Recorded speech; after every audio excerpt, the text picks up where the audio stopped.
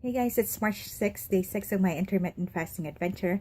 I just want to talk about what I had for dinner last night. I had McDonald's. So bad. I had fries. I had 10 fries and I wasn't counting on purpose. It's just that I found the fries to be really salty, so I stopped eating after 10 or around there. And I also had a Junior McChicken because that's what I usually have with the Big Mac.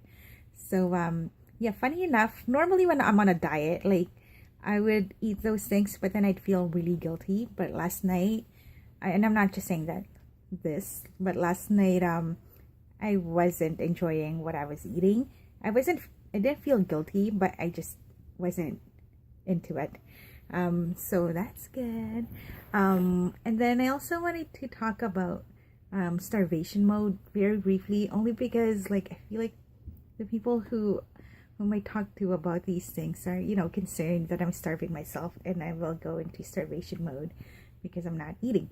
So I didn't really know how to respond to it because like their concerns are, I feel valid, but I wanted to be able to respond like properly and stuff without being defensive and so I looked up starvation mode, and from what I've read, and I've only read like a couple of websites, right? So take this as you want. So apparently like our bodies don't go into starvation mode like as soon as we stop eating, or like it'll just take forever. It'll take like a really long time for us to get to be starved. Also because we have access to food, we can eat anytime we want. So it's not like I'm gonna stop eating altogether, but because I still eat, like I do eat once a day, not once a month, once a day I eat. And so I'm still getting like nutrition and stuff like that. Also, I think briefly from what I've read is that like before our body shuts down from not eating, like from starvation mode, it goes through a lot of things first. Like, so I'm not sure if you guys remember, but I definitely don't remember like the whole thing with the insulin. But from what I read, is that like our pancreas stores, or and pancreas, that's where insulin comes from. So every time we eat, we ingest carbs, and then from the carbs, the insulin would take or turn into sugar, and then decide whether the sugar should be used for energy or if it should be stored in your liver for later on.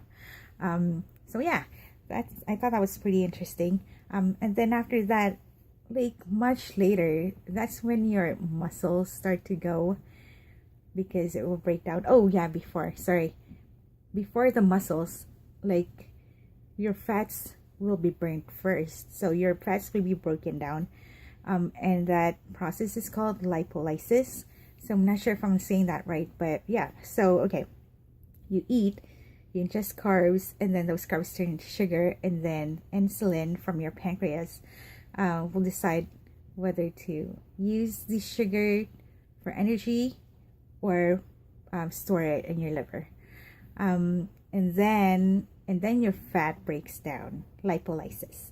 And then like way down the road is when your muscles, I guess that's where your concern is, that's when your muscles break down, but that's like way later. There's also this thing, Minnesota Studies, I think it's called, but I can talk about that some more later because I just briefly read it and I want to read more about it before I talk about it. So yeah, so that's starvation mode. But who knows, right? I mean, for me it just makes sense that I'm doing this.